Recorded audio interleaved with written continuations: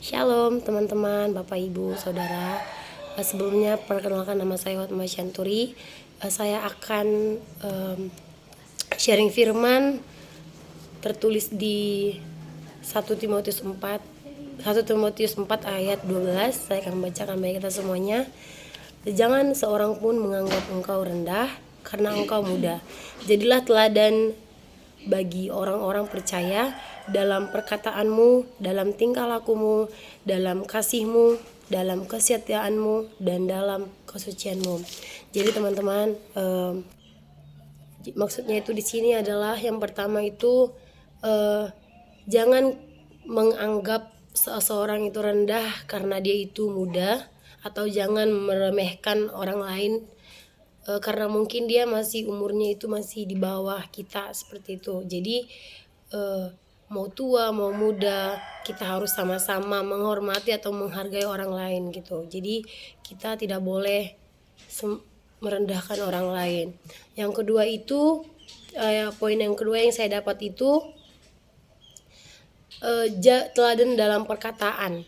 Jadi di sini Tuhan itu mengajarkan kita untuk kita itu menjadi teladan bagi orang lain.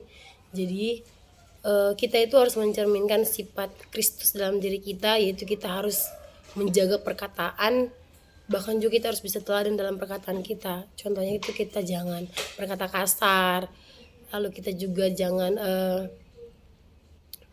berkata dusta gitu. Juga kita itu harus bisa mempertanggungjawabkan apa yang sudah kita bilang, seperti itu. Lalu yang selanjutnya itu teladan dalam tingkah laku. Contohnya kita itu bisa menjadi teladan bagi orang lain, itu teladan bagi tingkah laku.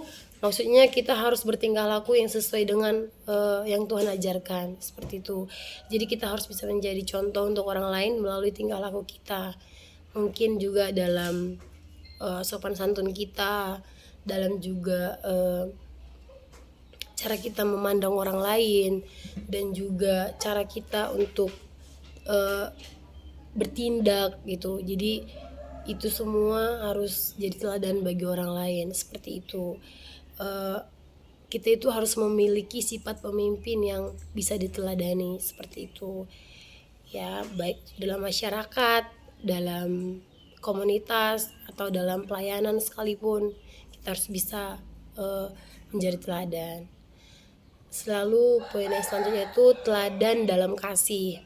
Jadi kasih itu adalah inti kehidupan Kristen, dan pemimpin itu harus menjadi teladan dalam kasih. Kasih yang dimaksud itu adalah yang tidak mementingkan diri sendiri. Jadi ini bukan tentang diri kita lagi, tapi juga tentang mencerminkan kasih Kristus gitu. Jadi di dalam hidup kita harus mencerminkan kehidupan Kristus dalam keseharian kita atau dalam tingkah laku kita. Jadi kita harus menjadi teladan dalam kasih itu untuk orang lain, seperti itu.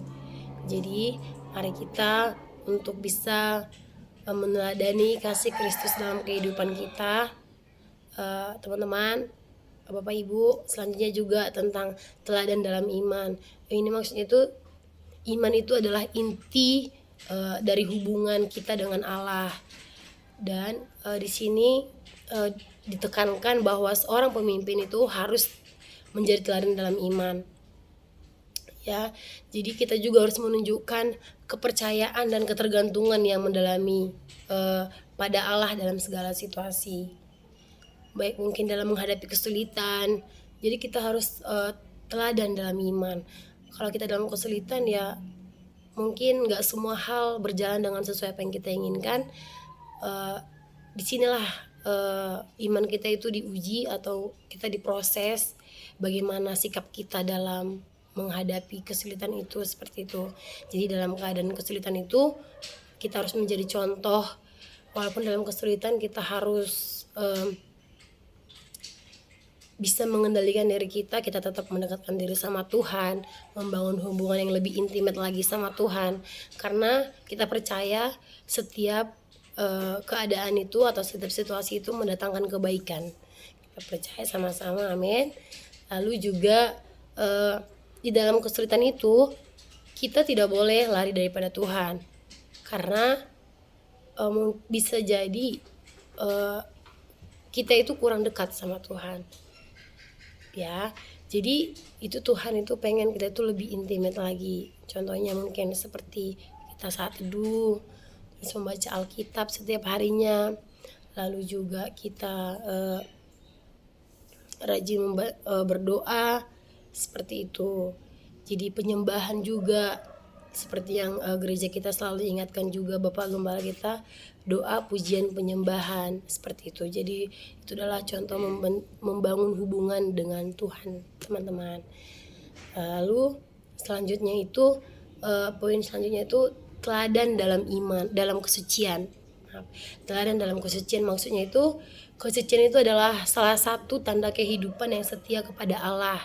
Jadi di kitab ini Paulus itu menekankan bahwa seorang pemimpin harus menjadi teladan dalam kesucian.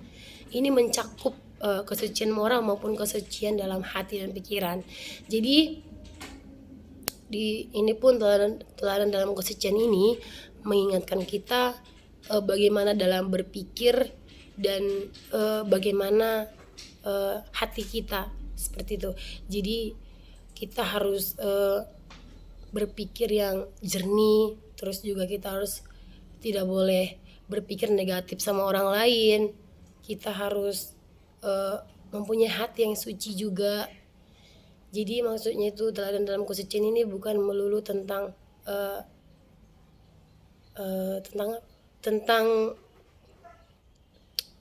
kesucian seorang wanita ya teman-teman, tapi juga di sini tuh teladan dalam kesucian itu juga bisa mencerminkan tentang hati kita, pikiran kita sama orang lain juga gitu, seperti itu. Jadi kita harus mempunyai hati yang bersih, pikiran yang bersih juga. Kita harus berpikiran yang positif sama orang lain. Mungkin ketika kita tahu orang lain ini mempunyai kesalahan atau apapun itu, yuk mari kita berpikir positif aja, kita doakan teman kita tersebut seperti itu. Lalu menjadi teladan meskipun masih muda.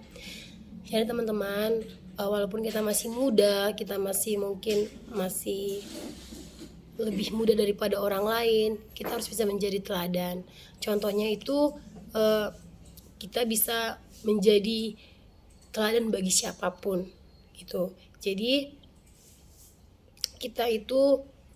keteladanan itu dilihat dari kesalehan kita seperti itu. Contohnya mungkin kita dalam menjaga perkataan, menjaga hati, menjaga pikiran juga, itu adalah salah satu dalam teladan dalam masa muda gitu. Walaupun kita masih muda, kita bisa menjadi teladan seperti itu.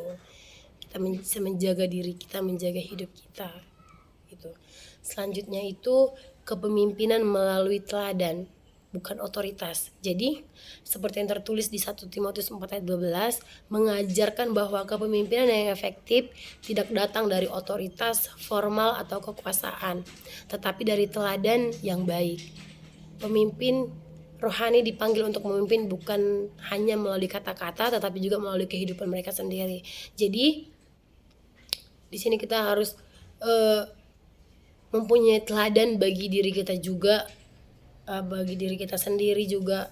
Jadi bukan cuman omongan aja, tapi dari segi semuanya kita harus mempunyai teladan dari kehidupan kita mungkin, terus juga kita mempunyai integritas, kita mempunyai iman gitu dalam kehidupan kita sehari-hari, baik mungkin di pekerjaan, di pelayanan, atau mungkin di komunitas gitu, seperti itu. Dan yang terakhir itu kesimpulannya itu panggilan yang kuat bagi para pemimpin rohani untuk menjadi teladan dalam segala aspek kehidupan kita, baik dalam perkataan, tingkah laku, kasih, iman maupun kesucian. Jadi kita itu dipanggil untuk menunjukkan kehidupan yang mencerminkan Injil Kristus. Seperti yang tadi saya katakan, kita harus menjaga perkataan, harus menjaga hati, lalu kita juga tidak boleh berpikiran negatif sama orang lain. Kita harus berpikiran positif juga. Lalu kita harus menjadi teladan melalui kehidupan kita.